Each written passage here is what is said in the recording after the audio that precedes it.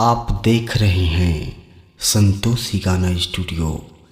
Video को लाइक करें, channel को सब्सक्राइब करें।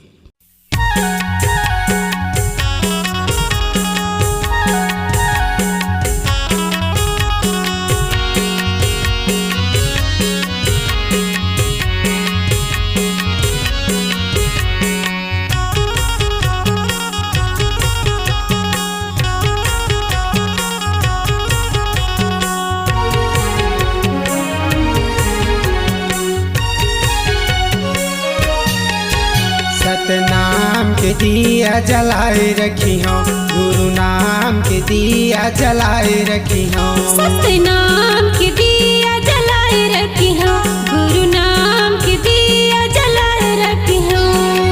जब तक जी हो जियत भर ले, जब तक जी हो जियत भर ले, सादा झंडा छाती में लगाए रखी हो। सतनाम के दिया जलाए रखी हो, गुरु नाम के दिया जलाए रखी हो।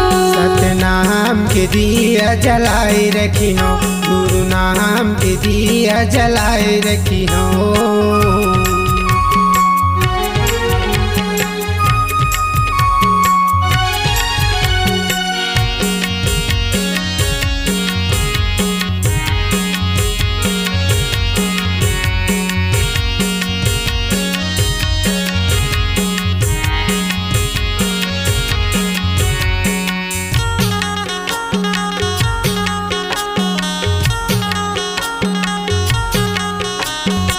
सादा झंडा शांति प्रतीक है, हमारे घर निशानी है। हमारे घर निशानी है, हमारे घर निशानी है।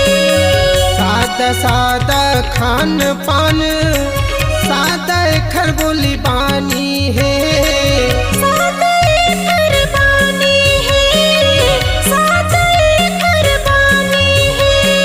आदि पुरुष ला मनाए रखी हो, अनादि पुरुष ला बैठाए रखी हो।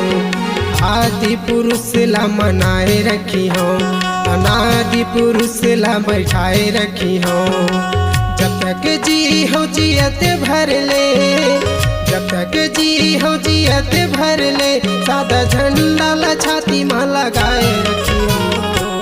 सतनाम के दिया जलाए रखी हो, गुरु नाम के दिया जलाए रखी हो। गुरु नाम के दिया जलाए रखी हो, सतनाम के दिया जलाए रखी हो।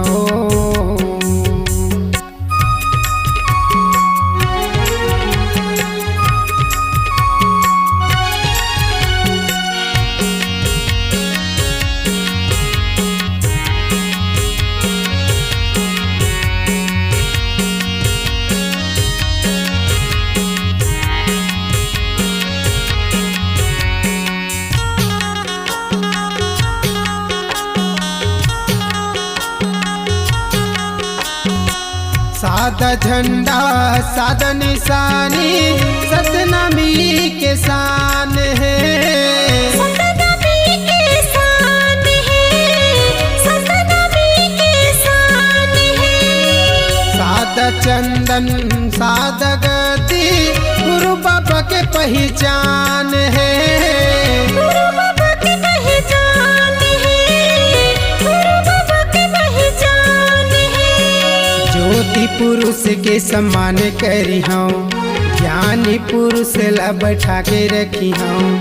ज्योति पुरुष के सम्मान करी हूँ, ज्ञानी पुरुष ला बैठा के रखी हूँ।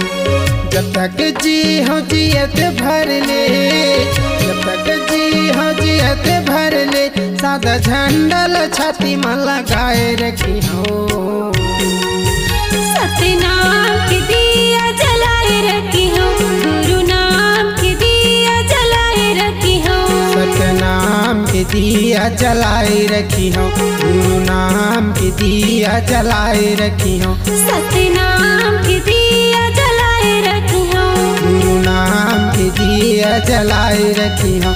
सतनाम के दिया जलाए रखी हो, गुरु नाम के दिया जलाए रखी हो।